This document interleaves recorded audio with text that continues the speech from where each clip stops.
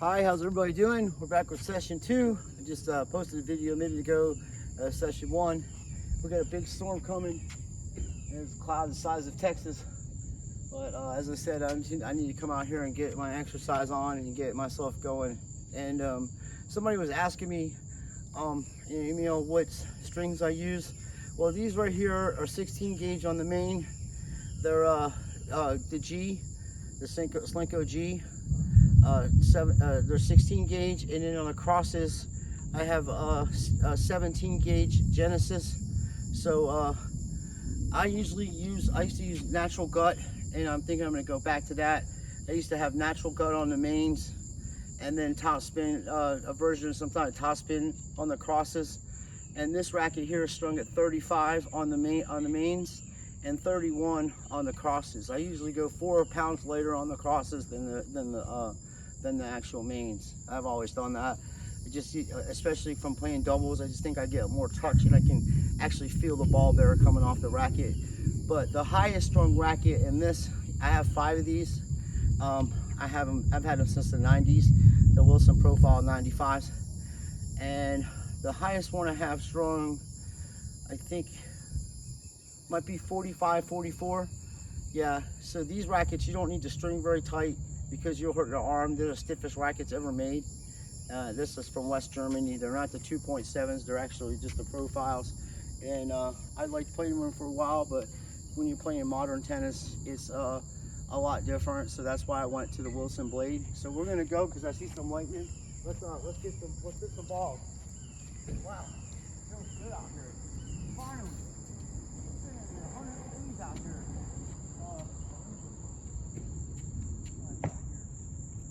We did it a little bit, so it should be a little bit deeper, the ball. And when you're hitting, make sure you keep stepping back so you can adjust to the ball coming to you. I make that mistake, that's why I tell you. Share that with you. Hello, little buddy. We got lizards down here.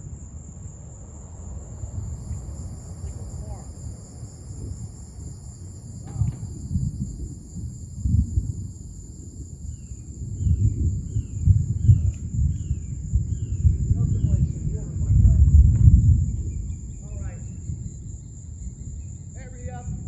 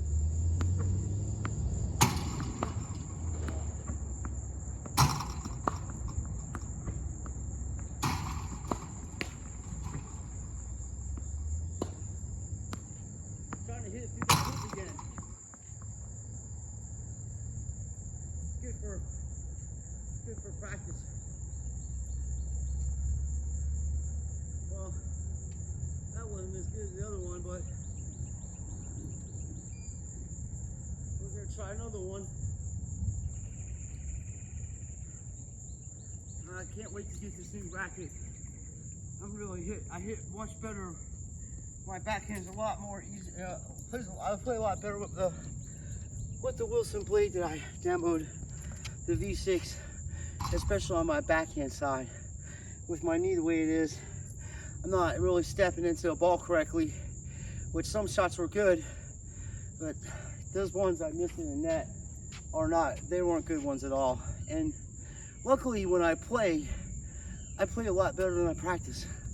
I don't hit those kind of shots. But when we get to Wilson blade V6 is being ordered, we're gonna be doing a lot better. I'm gonna round the balls up and we're gonna try it again. And then I'm gonna move the ball machine a little closer so the balls are gonna be shooting deeper. And they are flat, these balls, so I am going to have to get some new tennis balls soon. And probably do it this week. I might go tomorrow, I'm not sure. I just hate going into crowded stores, especially Walmart. And I don't know if you guys ever been in Florida or visited down here, but some of the worst drivers in the human race all decided to move to Port Orange, Florida. They're horrible drivers. I don't know if most of them are driving with their eyes closed or they use the force or whatever, but I literally turn in, there's a light where I live at, and I have to turn into a turning lane to get it, as you turn into the light, there's a medium and you can turn into where I live at, and people start turning into that lane like a half a mile down the road when it's, because there's a light there, when you're supposed to get closer to the light, 100 yards, 150 yards or whatever, then turn into it. So they're like fucking heading straight head on me, almost got hit a couple times. And then some guy got out of the car and started talking to me. Then I just got out of the car. I said, if you know what's good for you, my dude, you better get in your car and drive away from here, because I'm really not in the mood for this and you're at fault. Like, you don't have to drive like that, bro. I'm just trying to go home and get myself some dinner. I've been out here working all day and I don't need somebody coming out of their car trying to talk shit to me. I'm not a violent man, but if you try to put your hands on me, it ain't gonna turn out the way you think it is, dude. But, he's an old guy. He was in his 70s. I ain't trying to fucking fight some 70-year-old guy. But that's how it is now. People with brains are fucking broken. And they just talk crazy shit. They see this, watch too much TV or whatever, and it's a real world. So I advise people not to do that. I advise people not to beep the horn at anybody. Just drive defensively, just like you're playing tennis. Be aware of your surroundings. And whenever you got to stand up for yourself. So whenever you're in an argument, young fellas and ladies, do not ever take your eyes off the person who's arguing with you, because they're looking for an opportunity to sneak punch you. That's how you got to look at it. So if they take one step forward, you take a step back. Always keep your distance and be reasonable. Say, hey, buddy, you're just having a bad day. We all have them. There ain't no sense of doing this, because this ain't television. When you hit somebody, you hurt them, and not only that, you can hurt your hands too. I got all kinds of. I grew up in an area when I was younger where people have to do business with their fist all the time. So I'm not a person that likes doing that. I won some and lost some, but it's at the end of the day, you got to have cool heads prevail. And the only reason I say that is because you have to have that on the tennis courts too. I see guys arguing, ladies arguing and stuff over calls. I understand. I played against people that call bad calls all the time. I had it happen to me twice the other day. I hit a ball literally down the middle of the tee. It was this far in, the guy called it out. And at first I was like, are you serious? That's what I said. I just couldn't help myself. And then I was like, oh, it's your call, my bad. And then, because the other guy was like already walking over to go receive, because it was on the ad side. He was already walking, his partner was already walking over to receive the ball. So then I hit a second serve and it was in. And then the ball return was short. So I went for a winner, and it looked like to me the ball was this far inside the doubles alley, because I drove it straight down the line. On my backhand side, he hit it short, and I just, because the other guy was in the middle of where the, service line is, so it was, it was wide open. I didn't even have to hit it hard, so I didn't. I had to hit it hard enough, and it looked like it bounced. I had a lot of top spin on it. Looked like it bounced that far in, just out. And I was like, holy shit. Okay, we're playing this kind of tennis today. So then it says you can't move around. And I was like, okay, I'll fix this problem. Since this guy can't move around and he wants to play from the baseline, I just started hitting drop shots because he ain't getting into it. I was like, is that in? You know, because it's literally in the middle of the court. And the guy's like laughing because he's like, oh, he's always bad. He makes the worst calls. And I was like, I know, I'm only kidding. I said, I'm just gonna hit drop shots, dude, because that way we know it's in the middle of the tennis court. And if you call that out, we're gonna take you to the eye doctor and get you a nice walking cane, dog, because that's where, you're blind as a bat at this point, my dude. And they all laugh. We all kid around. You have to have fun, man. All right, the rain's coming, so this ought to be fun. We're gonna hit some tennis balls in the rain.